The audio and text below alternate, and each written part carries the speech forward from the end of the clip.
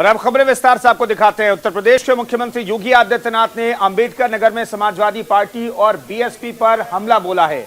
CM ने कहा कि जो समाजवादी हैं उनका नारा है सबका साथ, पर फिर सैफई खानदान का ही सिर्फ विकास। एसपी ने अपने शासनकाल में सिर्फ अराजकता ही फैलाई है। सीएम योगी ने कहा कि जो लोग पहले कारोबारियों से फिरौती वसूलते थे, हमेशा तमंचा रखते थे, आजकल वो लोग हनुमान जी की गदा रखकर घूम रहे हैं। कि राम मनोहर लोहिया कहते थे कि एक सच्चे समाजवादी को संपत्ति और संतति से दूर रहना चाहिए। भारतीय जनता पार्टी ने 3 मार्च को होने वाले छठे चरण के मतदान वाले क्षेत्रों में अपनी पूरी ताकत झोंक दी है। यूपी के मुख्यमंत्री योगी आदित्यनाथ ने अंबेडकर नगर में रैली में विपक्ष पर जोरदार हमला किया।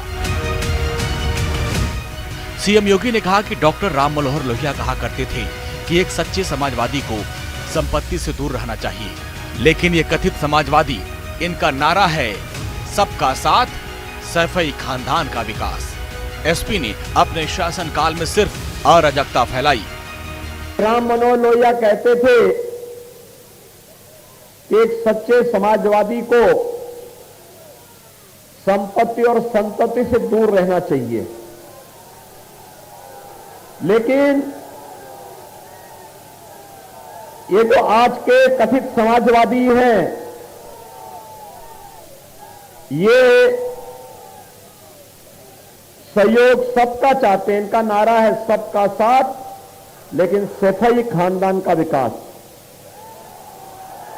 वो उससे बाहर सोच ही नहीं सकते। सब कुछ उसी परिवार को मिलना चाहिए, बाकी किसी को नहीं मिलना चाहिए। और भाइयों बहनों, वही स्थिति उनके साथ में होती है। जिन लोगों ने केवल अपने शासनकाल में जब उन्हें अवसर मिला, केवल अराजकता फैलाई, गुंडागर्दी फैलाई, हर जगह अव्यवस्था फैलाई, और भाइयों बहनों, उनका परिणाम था उत्तर प्रदेश बदनाम होता गया। सीएम योगी आदित्यनाथ ने कहा कि पहले बिजली कुछ खास विधानसभाओं या जिलों को मिलती थी, आज पूरे प्रदेश को 24 घंटे बिजली मिल रही है। पहले एसपी और बीएसपी गरीबों का पैसा खा जाती थी। मुख्यमंत्री ने कहा कि ये लोग पहले दंगा कराकर हर जिले में लोगों और व्यापारियों से फिरौती और लूटपाट कराते थे। उनके गुर्गे हमेशा तमंचा रखते थे, आज वो हनुमान जी की गदा रखकर घूमने लगे हैं। इन परिवारवादी लोगों ने, जिनको केवल अपने परिवार के लोगों का भला चाहिए था, वे लोग विकास नहीं होने दिए। और आज यही कारण है कि उत्तर प्रदेश के अंदर ये परिवारवादी कभी दंगा कराते हैं, कभी अराजकता फैलाते हैं, कभी गुंडागर्दी करते हैं, और रूप बदलने में तो इतने माहिर हैं कि जो लोग पहले दंगा करा करके राह चलते हुए राहगीरों और व्यापारियों से छिनैती और लूटपाट करवाते थे, उनके राह चलते हुए गुर्गे हमेशा तमंचा रखते थे। आज आप देख रहे होंगे वे लोग हनुमान जी की गदा लेकर के घूमने लग गए हैं। सीएम योगी ने कहा कि समाजवादी पार्टी ने राम भक्तों का अपमान किया है। बीजेपी फिर से सत्ता में आएगी तो जनता को पहले से ज्यादा लाभ मिलेगा। सीएम ने बीएसपी छोड़कर एसपी में आए लालजी वर्मा पर कटाक्ष करते हुए कहा, जिनका वजन हाथी नहीं संभाल पाया तो साइकिल वैसे भी पंचर हो जाएगी। कोरोना के पूरे कालखंड के दौरान हर गरीब को 2 बार राशन महीने में मिला कि नहीं मिला है? और राशन के साथ दाल, तेल और नमक मिला कि नहीं मिला? मिला है ना? मुझे बताओ, क्या 17 के पहले ही मिलता था क्या? भाइयों बहनों, 12 से 17 के बीच ये सारा का सारा पैसा, ये सारा का सारा जितना भी पैसा था, ये समाजवादी पार्टी के गुर्गे खा जाते थे। और भाइयों बहनों, उससे पहले गरीबों का ये राशन बहनजी का हाथी खा जाता था। हाथी तो इस समय फिसल रहा है ना, कभी इधर जाता है कभी उधर जा रहा है। जो पिछली बार हाथी से लड़े होंगे, इस बार वो दूसरी पार्टी से लड़ रहे होंगे। अब उनसे पूछना चाहिए, जब हाथी उनका वजन नहीं संभाल पाई है तो साइकिल तो वैसे पंचर हो जाएगा। अंबेडकर नगर जिले की 5 विधानसभा सीटों पर छठे चरण में यानी 3 मार्च को मतदान होना है। अंबेडकर नगर को बीएसपी का गढ़ माना जाता है। अंबेडकर नगर की 5 विधानसभा सीटों में 2 बीजेपी के पास है और 3 इस समय समाजवादी पार्टी के कब्जे में है। छठे चरण में 3 मार्च को 10 जिलों की 57 विधानसभा सीटों पर मतदान होना है। Bureau report, news India. इधर अखिलेश यादव लगातार यूपी में रैली कर रहे हैं। छठे चरण के लिए अखिलेश यादव रणनीति तैयार कर रहे हैं। बलरामपुर में अखिलेश यादव ने बीजेपी पर जमकर हमला बोला। बलरामपुर पहुंचे अखिलेश यादव ने बीजेपी पर रोजगार के मुद्दे पर भी करारा हमला किया।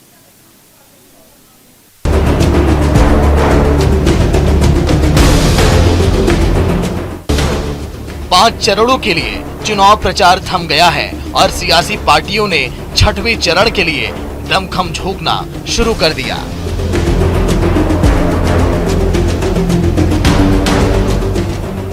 अखिलेश यादव लगातार यूपी में सत्ता की वापसी के लिए जोर लगा रहे हैं। बलरामपुर में 3 मार्च को वोटिंग होनी है, लिहाजा अखिलेश यादव ने बलरामपुर में बीजेपी पर जमकर हमला बोला। पहले चरण में ही कई जिलों में भारतीय जनता पार्टी का खाता नहीं खुलने वाला। आप उत्तर प्रदेश में पता कर लीजिए, कई जिलों में भारतीय जनता पार्टी का खाता नहीं खुलेगा। और मैं समझता हूं छठवें चरण में बलरामपुर के भी लोग किसी का खाता नहीं खुलने देंगे।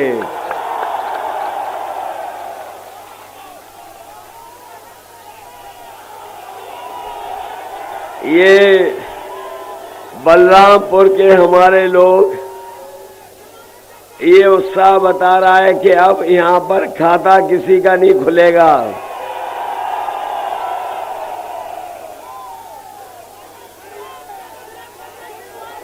ये डबल इंजन की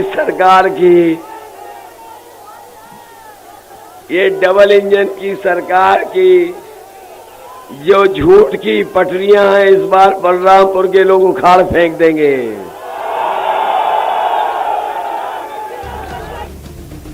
बलरामपुर पहुंचे अखिलेश यादव ने बीजेपी पर रोजगार के मुद्दे पर भी करारा हमला किया। अखिलेश ने दावा किया कि बीजेपी के सभी वादे और दावे हवाई निकले। याद कीजिए, बड़े बड़े आयोजन हुए लखनऊ में और कहा कि उद्योगपति आएंगे तो उद्योग लगेगा, कारोबार होगा। 5 लाख करोड़ का उन्होंने हस्ताक्षर किए। न केवल 5 लाख करोड़ के हस्ताक्षर हुए, बल्कि डिफेंस का बड़ा कार्यक्रम का आयोजन हुआ और उत्तर प्रदेश की जनता को यह बताया गया कि जिस समय ये करार जमीन पर पहुंचेंगे तो मिसाइल से लेकर के बम उत्तर प्रदेश में ही बनेंगे। मैं इन बातों को इसलिए याद दिला रहा हूं कि आप जान लो, भारतीय जनता पार्टी से ज्यादा झूठ बोलने वाली पार्टी कोई नहीं है। और इनके नेताओं के अगर भाषण सुनोगे, जो छोटा नेता है वो छोटा झूठ बोल रहा है और जो बड़ा नेता है वो बड़ा झूठ बोल रहा है और जो सबसे बड़ा नेता है वो सबसे बड़ा झूठ बोल रहा है। बलरामपुर में भी गन्ना किसानों की तादाद काफी ज्यादा है। बलरामपुर चीनी मिल पर लगातार किसानों के गन्ना बकाये को चुकाने का दबाव है, लिहाजा जब अखिलेश बलरामपुर पहुंचे तो गन्ना किसानों को साधने की कोशिश के साथ ही सीएम योगी पर भी हमला बोला। और जब से उन्होंने कहा कि हम 12 बजे सो के उठते हैं, तब से हमने भी उनके घर की तरफ नजर रख ली है। और इधर हमारे लोग जो हैं लखनऊ में, उन्होंने घर देखा होगा तो उनका घर हमारा घर एक ही दीवार है। आजकल शाम को मैं देखता हूं तो दूर धुआं उड़ता हुआ नजर आता है।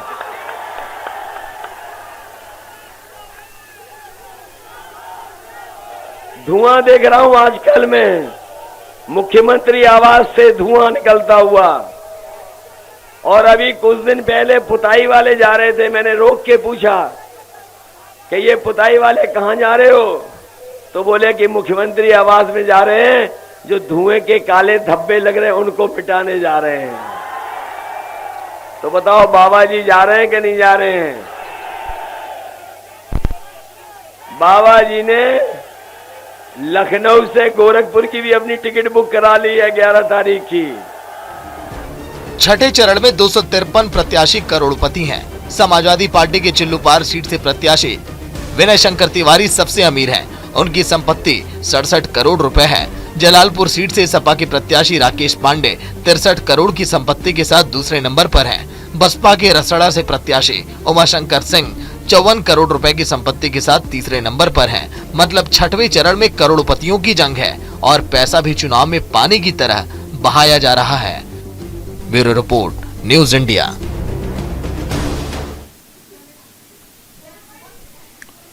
इधर केंद्रीय मंत्री अनुराग ठाकुर ने कहा है कि विधानसभा चुनाव में एसपी, बीएसपी और कांग्रेस के दावे फुस होंगे, क्योंकि ये लोग गरीबों के विकास के लिए कुछ नहीं करते हैं। 70 साल से गोरखपुर में एम्स नहीं था, लेकिन पीएम मोदी और योगी की डबल इंजन की सरकार ने गोरखपुर में एम्स बनाया। अनुराग ठाकुर ने एक नारा भी दिया, जिन्होंने राम भक्तों को भूना, कर दो उनका ईवीएम सूना। अखिलेश मंदिर जाने और भगवा पहनने से डरते हैं, क्योंकि ये तुष्टीकरण की राजनीति करते हैं, वोट बैंक तक समर्पित करते हैं। इधर बीजेपी के राष्ट्रीय अध्यक्ष जेपी नड्डा ने कुशीनगर में एक चुनावी रैली को संबोधित किया। इस मौके पर नड्डा ने कहा कि जब पीएम मोदी ने गरीबों के लिए जनधन खाते खोले, तब विपक्षी मजाक उड़ा रहे थे। अखिलेश यादव पर हमला बोलते हुए उन्होंने कहा कि चांदी की चम्मच के साथ पैदा हुए अखिलेश को गरीबों के बैंक खाते से क्या मतलब, ऐसे लोगों का खाता कहीं और होता है। नड्डा ने कहा कि सरकार का रिपोर्ट कार्ड रखने की ताकत सिर्फ बीजेपी और एनडीए में है। बीजेपी जो कहती है वो करके दिखाती भी है। धन खाता खोला तो उस समय मोदी जी का मजाक बनाया था कि नहीं बनाया था कि क्या खाता खुलवा रहे, क्या खाता खुलवा रहे, बोलते थे कि नहीं बोलते थे?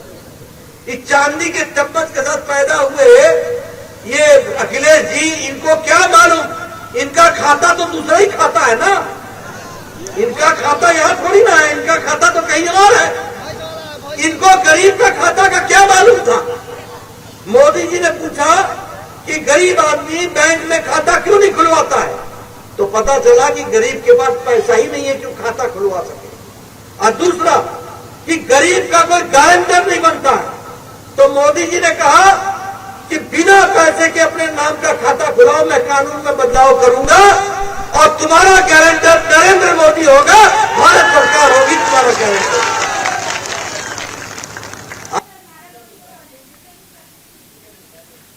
इधर सीएम योगी आदित्यनाथ ने बलिया जिले में एक चुनावी रैली को संबोधित किया। उन्होंने कहा कि 5वें चरण के चुनाव के बाद बीजेपी पूर्ण बहुमत से आगे रहेगी और जब चुनाव समाप्त होगा तब फिर एक बार बीजेपी 300 पार के लक्ष्य को प्राप्त कर लेगी।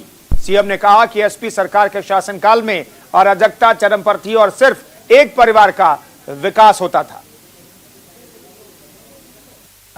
मैं पूरे विश्वास के साथ कह सकता हूं कि 5 वर्ष के अंदर उत्तर प्रदेश के अंदर भारतीय जनता पार्टी सरकार ने प्रदेश की तकदीर को बदलने के लिए जो कुछ भी किया, एक सुरक्षा का माहौल देना, विकास के बड़े बड़ी परियोजनाओं को लेके आना, गरीब कल्याणकारी योजनाओं को बिना भेदभाव के हर एक नागरिक तक पहुंचाना, जिस ईमानदारी और प्रतिबद्धता के साथ सबका साथ सबके विकास के नारों के साथ भारतीय जनता पार्टी ने इन कार्यक्रमों को लेकर के प्रदेश की 25 करोड़ जनता की सेवा की है। मैं विश्वास के साथ कह सकता हूं कि भारतीय जनता पार्टी के पक्ष में व्यापक आंधी चल रही है और 5 चरणों के चुनाव के बाद पूर्ण बहुमत केवल भारतीय जनता पार्टी चाहिए। जब चुनाव संपन्न होंगे तो भाइयों बहनों फिर एक बार 300 पार के लक्ष्य को भारतीय जनता पार्टी प्राप्त करेगी। और आपको सीधी तस्वीरें दिखाते हैं। केंद्रीय मंत्री पीयूष गोयल यूक्रेन से लौटे छात्रों को रिसीव करने के लिए पहुंचे हैं। ये सीधी तस्वीरें हम आपको दिखा रहे हैं। वहां पर आप पीयूष गोयल को आप देख सकते हैं। मुंबई एयरपोर्ट की ये सीधी तस्वीरें हैं। दरअसल यूक्रेन से मुंबई फ्लाइट आई है। 219 लोगों को, जो भारतीय लोग वहां पर फंसे हुए थे, उन्हें लेकर के मुंबई तक फ्लाइट पहुंची है। यहां पर आप तस्वीरें देख सकते हैं। केंद्रीय मंत्री के साथ यहां पर जो स्टूडेंट लौटे हैं वो सेल्फी ले रहे हैं, बातचीत कर रहे हैं, हर एक शख्स से बातचीत कर रहे हैं।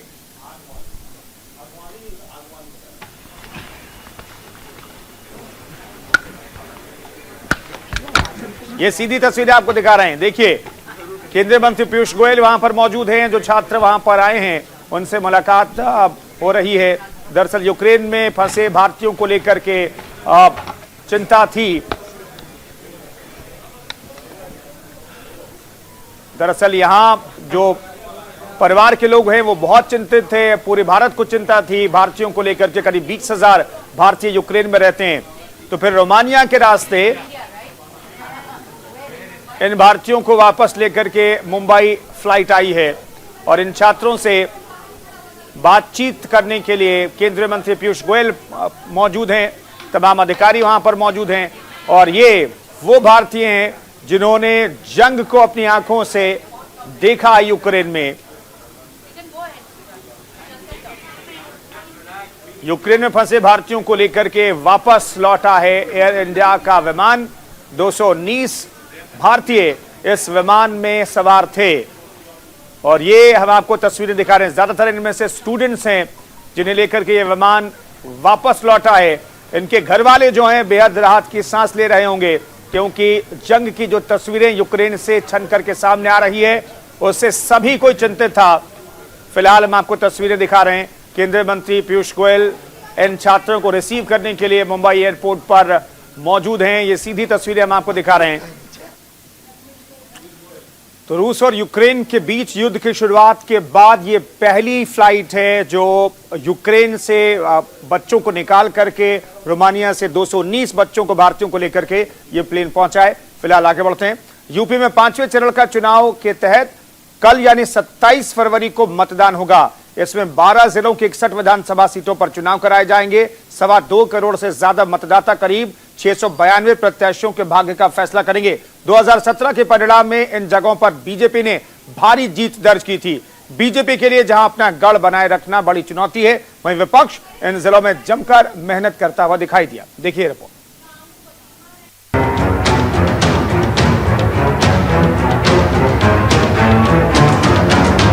उत्तर प्रदेश में 4 चरणों का चुनाव खत्म हो चुका है। अब बारी 5वें चरण में अवध और पूर्वांचल के तराई बेल्ट की है। यूपी के 7 चरणों के चुनाव में सबसे ज्यादा सीटें इसी चरण में है। 5वें चरण में 12 जिलों की 61 विधानसभा सीटों पर 27 फरवरी को वोटिंग होनी है, जहां पर 692 उम्मीदवार किस्मत आजमाने उतरे हैं। 5वें चरण में भगवान श्री राम के अयोध्या से लेकर प्रयागराज और चित्रकूट जैसे धार्मिक नगरी में सत्ता पक्ष और विपक्ष के बीच सियासी संग्राम होना है। बीजेपी के लिए अपने दुर्ग को बचाए रखने की चुनौती तो एसपी, बीएसपी और कांग्रेस के लिए सत्ता में वापसी का दारोमदार इसी चरण में टिका है। सूबे के बदले हुए सियासी समीकरणों में बीजेपी के सामने पिछली बार की तरह नतीजे दोहराना आसान नहीं दिख रहा, तो एसपी गठबंधन के लिए भी चुनौतियां कम नहीं है। ऐसे में सबसे बड़ी चुनौती कांग्रेस के सामने अमेठी रायबरेली में है। अमेठी में राहुल गांधी को 2019 के लोकसभा चुनाव में हार का मुंह देखना पड़ा था। ऐसे में कांग्रेस हर हाल में अमेठी में वापसी करना चाहती है।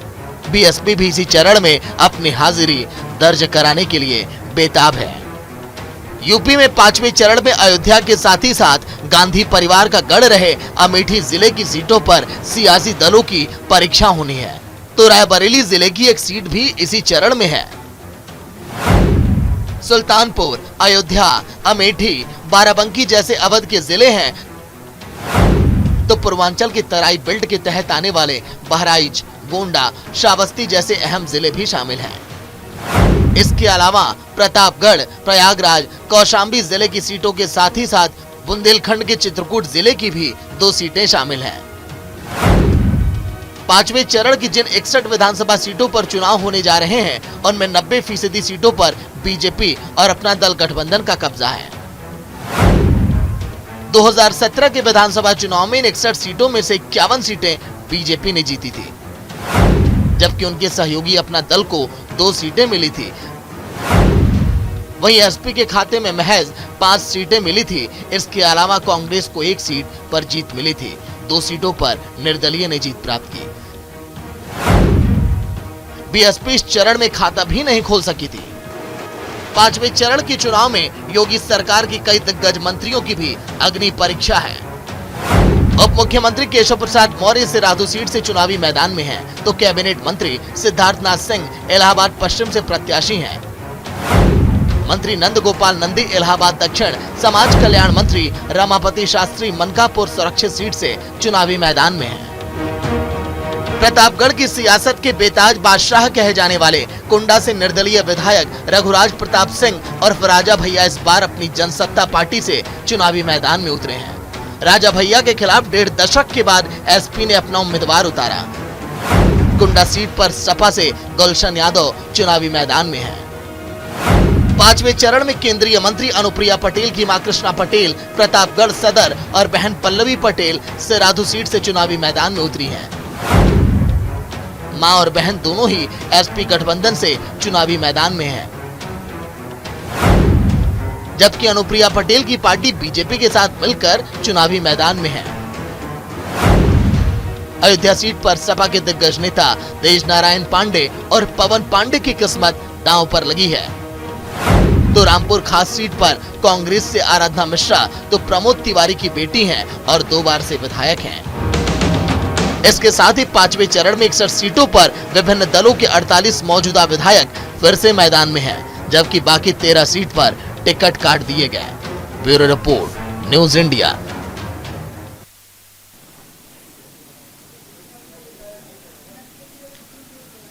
उत्तर प्रदेश विधानसभा चुनाव के 5वें चरण में राज्य के 12 जिलों की 61 सीटों पर कल मतदान होगा। राज्य के मुख्य निर्वाचन अधिकारी अजय कुमार शुक्ला के अनुसार 5वें चरण के मतदान की तैयारी पूरी कर ली गई है। मतदान सुबह 7 बजे से शाम 6 बजे तक होगा। 5वें चरण में करीब 692 उम्मीदवार चुनाव मैदान में होंगे, जिनकी राजनीतिक तकदीर का फैसला करीब 2 करोड़ 24 लाख मतदाता करेंगे। भारत निर्वाचन आयोग द्वारा निष्पक्ष, सुरक्षित एवं शांतिपूर्ण चुनाव हेतु व्यापक इंतजाम एवं सुरक्षा व्यवस्था सुनिश्चित कराई गई है। कोविड-19 के दृष्टिगत मतदान दिवस को मतदेय स्थलों पर thermal scanner, hand sanitiser, gloves, face mask, face shield, PP kit, साबुन, पानी, सभी चीजों की समुचित व्यवस्था सुनिश्चित की गई है। मतदाताओं की सुविधा हेतु वोटर गाइड का भी वितरण किया गया है। वोटर गाइड में कोविड-19 से संबंधित डूज एंड डोंट्स का भी उल्लेख किया गया है। विधानसभा सामान्य निर्वाचन 2022 के लिए होने वाले 5वें चरण के मतदान में 2.25 करोड़ मतदाता अपने मताधिकार का प्रयोग करेंगे। इनमें 1.20 करोड़ पुरुष, 1.05 करोड़ महिला तथा 1727 तृतीय लिंग के मतदाता शामिल हैं। मतदेय स्थलों पर जो मतदाता सायं 6 बजे उपस्थित रहेंगे, उन सभी मतदाताओं द्वारा भी अपने मताधिकार का प्रयोग किया जाएगा। 5वें चरण के निर्वाचन में कुल 61 विधानसभा क्षेत्रों में 693 प्रत्याशी हैं, जिनमें से 90 महिला प्रत्याशी हैं। वर्तमान निर्वाचन में भारत निर्वाचन आयोग द्वारा आपराधिक पृष्ठभूमि के प्रत्याशियों के संदर्भ में राजनीतिक दलों को निर्देश दिए गए हैं कि वे ऐसे प्रत्याशियों के संबंध में समाचार पत्रों में सूचना प्रकाशित करें कि अपराधियों की क्या आपराधिक पृष्ठभूमि है एवं आपराधिक पृष्ठभूमि के बावजूद भी उनको किस आधार पर प्रत्याशी बनाया गया है। 90 के दशक से यूपी में हाशिए पर खड़ी कांग्रेस को प्रियंका फिर से जीवित करने की कोशिश कर रही हैं। यूपी चुनाव की जिम्मेदारी को प्रियंका गांधी ने अपने कंधे पर ले रखी है और लगातार रैलियां कर रही हैं। प्रियंका गांधी ने महाराजगंज में बीजेपी और एसपी पर करारा हमला भी बोला है। चुनाव के समय बड़ी बड़ी घोषणाएं कर लेते हैं। चुनाव के समय धर्म जाति धर्म जाति धर्म जाति, 5 सालों के लिए राज करते हैं, जनता के लिए कुछ नहीं करते। ये है कि उत्तर प्रदेश में गरीबों की कोई सुनवाई नहीं है।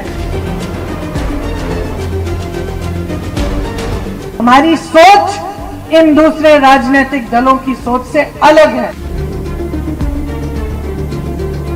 उत्तर प्रदेश का चुनाव अब अपने आखिरी पड़ाव की ओर धीरे धीरे बढ़ रहा है। उत्तर प्रदेश में कांग्रेस के लिए सियासी जमीन तलाशने के लिए प्रियंका गांधी जी तोड़ मेहनत कर रही हैं। उत्तर प्रदेश में 27 फरवरी को 5वें चरण के लिए वोट डाले जाएंगे। 5वें चरण के लिए चुनाव प्रचार थम चुका है और राजनीतिक दल और नेता 6ठे और 7वें चरण के लिए चुनाव प्रचार कर रहे हैं। प्रियंका गांधी भी कांग्रेस उम्मीदवारों के लिए लगातार चुनाव प्रचार कर रही हैं और दावा कर रही है कि कांग्रेस उत्तर प्रदेश में काफी अच्छा प्रदर्शन करेगी। महाराजगंज में कांग्रेस महासचिव प्रियंका गांधी ने बीजेपी और समाजवादी पार्टी पर करारा प्रहार किया। जब राजनीतिक दल और राजनीतिक नेता आए, आपको धर्म और जाति की बात उन्होंने समझाई और आपसे वोट लेकर सत्ता पाए और ये परंपरा बन गई उत्तर प्रदेश की। ये परंपरा बनी कि विकास की बात करने की जरूरत ही नहीं थी। नेता जान गए, हर पार्टी का नेता जान गया कि जब चुनाव आएगा जाति की बात कर लेंगे, धर्म की बात कर लेंगे, वोट मिल जाएगा, हमारी नैया पार, हम सत्ता में आ जाएंगे। ये सही बात है कि नहीं? सही है ना? बहुत बुरी आदत डाल दी आपने नेताओं में, बहुत बुरी आदत डाल दी। नेता समझ गया कि काम करने की कोई जरूरत नहीं है। चुनाव के समय बड़ी बड़ी घोषणाएं कर लेते हैं। चुनाव के समय धर्म जाति धर्म जाति धर्म जाति, और 5 सालों के लिए राज करते हैं, जनता के लिए कुछ नहीं करते। ये परंपरा आपके प्रदेश में है आज। प्रियंका गांधी ने उत्तर प्रदेश चुनाव में लड़की हूँ, लड़ सकती हूँ का नारा दिया है और उत्तर प्रदेश चुनाव में 40% टिकट महिलाओं को दिए हैं और इसी का मुद्दा बनाकर कांग्रेस लगातार अपनी चुनावी धार को आगे बढ़ा रही है। महाराजगंज के चुनावी सभा में प्रियंका गांधी ने महिलाओं पर हो रहे अत्याचार का मुद्दा उठाया। छात्रों के लिए अच्छे अच्छे केंद्र विद्यालय लगाएंगे ताकि आपको शिक्षा मिले, आपको हुनर मिले और जितने भी सरकारी रोजगार हैं उनमें से 40% महिलाओं को मिलेंगे। पहले के आरक्षणों के तहत 25% पुलिस में भर्ती महिलाओं की होगी और मैं जानती हूं कि पुलिस में भी जो महिलाएं हैं उनके साथ भी अन्याय हो रहा है। जहां उनका जिला है वहां उनकी पोस्टिंग नहीं होती, दूर दूर जाके काम करना पड़ता है। कि कोई रहता नोएडा में और पोस्टिंग मिल गई है सोनभद्र में, हम इसको दूर करेंगे। जहां रहते हो वहां पोस्टिंग मिलेगी। आपकी सेहत के लिए ब्लॉक के अस्पतालों में महिला डॉक्टर, महिला नर्स बैठाएंगे, एक अलग कमरा होगा आपके लिए। ये सारी चीजें हम करना चाहते हैं आपके लिए, क्योंकि हमारी सोच इन दूसरे राजनीतिक दलों की सोच से अलग है। उत्तर प्रदेश के चुनाव में महंगाई और बेरोजगारी के साथ साथ सबसे बड़ा प्रहार बीजेपी पर आवारा पशुओं को लेकर हो रहा है। विपक्ष छुट्टा जानवरों के मुद्दे पर सरकार को घेरने की कोशिश कर रही है, तो वहीं किसानों के दिल में पैठ बनाने में भी जुटी है। महाराजगंज में प्रियंका गांधी ने आवारा पशुओं का मुद्दा उठाया। आज अगर मैं आपके सामने आई हूं तो मैं खाली खोखली बातें करने नहीं आई हूं। मैं नकारात्मक बातें नहीं करना चाहता, मैं आपको एक दूसरे से नहीं लड़ाना चाहता। मैं कांग्रेस पार्टी की प्रभारी हूं, यूपी की। कांग्रेस पार्टी आपके लिए योजना लाई है। आपको छुट्टे जानवर की परेशानी है ना, छत्तीसगढ़ में कांग्रेस पार्टी की सरकार ने सुलझा दी है। 5 सालों से ये सत्ता में है। आज खड़े होकर प्रधानमंत्री की हिम्मत की वो कहे कि उनको मालूम ही नहीं था, उनके संज्ञान में ही नहीं था कि उत्तर प्रदेश के किसानों की इतनी बड़ी समस्या है। हम चीख रहे हैं, चिल्ला रहे हैं 3 सालों से। जहां मैं जा रही हूं मैं कह रही हूं, मैंने मुख्यमंत्री को चिट्ठी लिखी कि ये समस्या है, इसको छत्तीसगढ़ में कांग्रेस ने इस तरह से सुलझाया है, उत्तर प्रदेश में लागू कर लीजिए, लोग परेशान हैं, बहुत त्रस्त हैं। कुछ नहीं किया। हम कह रहे हैं कि अगर हमारी सरकार आएगी हम ये योजना उत्तर प्रदेश में लागू करेंगे। हम कह रहे हैं कि किसानों के पूरे कर्ज माफ करेंगे। 5वें चरण के लिए चुनाव प्रचार थम गया है। अब 27 फरवरी को वोटर अपने मताधिकार का इस्तेमाल करेंगे, लेकिन अब यूपी का चुनाव अपने आखिरी पड़ाव की ओर रुख कर चुका है। ये वही 3 चरण हैं जहां से लखनऊ की गद्दी का रास्ता साफ होता है। अवध और पूर्वांचल में जिसकी धाक, उसके सिर पर यूपी की सियासत का ताज। Bureau report, news India. Uttar Pradesh विधानसभा चुनाव के 6ठे चरण के मतदान से पहले बसपा ने अपनी पूरी ताकत झोंक दी। बताया जा रहा है कि अगले 4 दिनों में पार्टी युद्ध स्तर पर चुनाव प्रचार करेगी। वहीं आज पार्टी प्रमुख मायावती ने गोरखपुर के चंपा देवी पार्क में मंडल स्तरीय जनसभा को संबोधित किया। फिलहाल बीएसपी चीफ की नजर गोरखपुर मंडल की 28 सीटों पर है और इन सीटों के लिए वो नई रणनीति तैयार कर रही हैं। गौरतलब है कि राज्य में अब 3 चरणों का मतदान ही बचा है और अंतिम चरण में पूर्वांचल की सभी सीटों पर वोटिंग होगी। गोरखपुर में मायावती ने बीजेपी के साथ साथ अखिलेश यादव पर भी करारा प्रहार किया।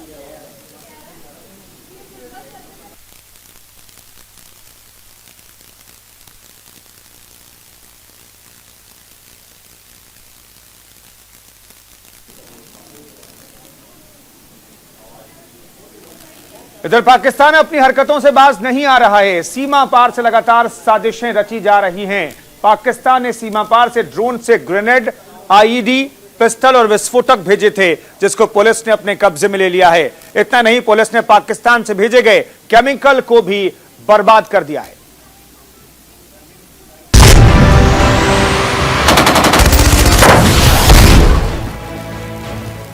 जम्मू एयरबेस पर ड्रोन से हमला, सीमा पार से ड्रोन से हथियारों की सप्लाई।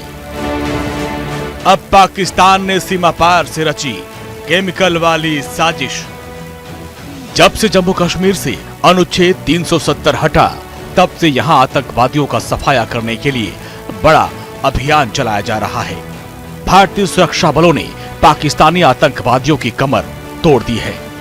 घाटी में सेना ने स्थानीय दहशतगर्दों के साथ साथ पाकिस्तानी आतंकवादियों को भी मौत की नींद सुलाना शुरू कर दिया है, जिससे पाकिस्तान में बैठे दहशतगर्दों के आका हताश हैं, परेशान हैं। पाकिस्तान आतंकवादियों की मदद करने के लिए ड्रोन से गोला बारूद भेजना शुरू कर दिया है। पाकिस्तान ने सीमा पार से ड्रोन से ग्रेनेड, आईईडी, पिस्टल और विस्फोटक भेजे थे, जिसको पुलिस ने अपने कब्जे में ले लिया।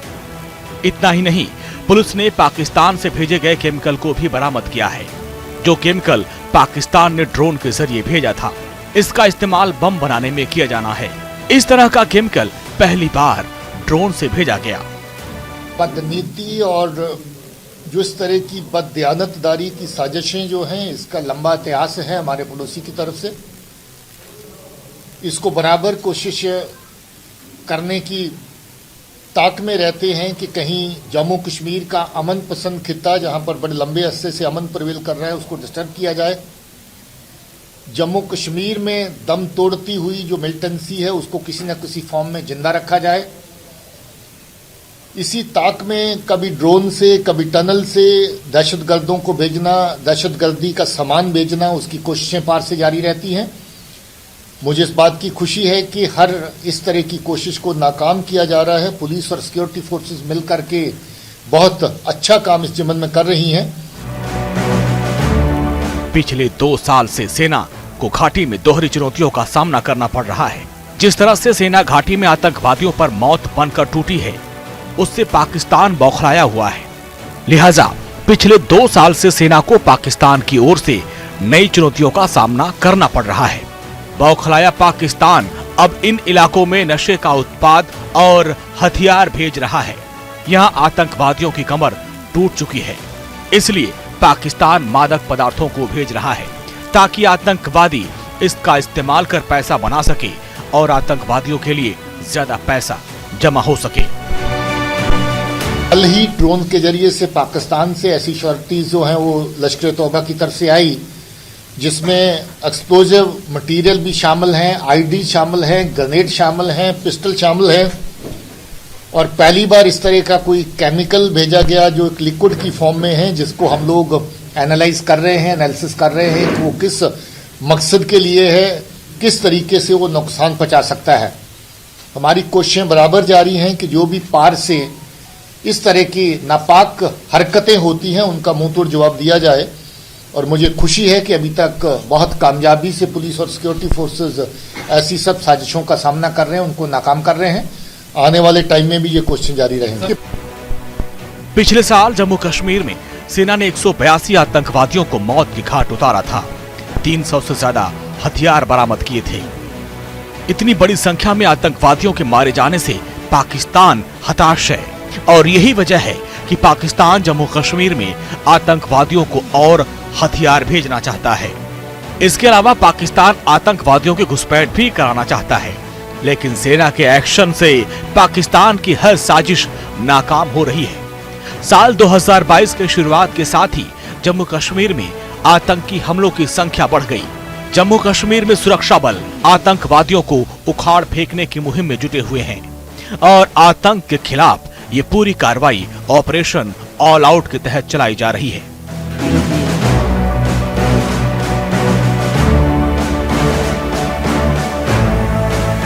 इस ऑपरेशन में पिछले 5 साल में सेना ने करीब 950 आतंकवादियों को मौत के घाट उतार दिया, लेकिन अभी भी घाटी में करीब 180 आतंकी छुपे हुए हैं। ऑपरेशन ऑल आउट से घाटी में मौजूद आतंकवादियों में खौफ है, तो सीमा पार आतंकवादियों की हर साजिश को नाकाम किया जा रहा है। 2017 के बाद से लगातार घुसपैठ में कमी आई है। पाकिस्तान के आतंकी कश्मीर में घुसपैठ नहीं कर पा रहे हैं और जो दहशतगर्द घाटी में घुसने की कोशिश कर रहे हैं, उन्हें सेना मौत की नींद सुला रही है और घाटी को फिर से जन्नत बनाने के लिए सेना लगातार आगे बढ़ रही है। Bureau report, news India.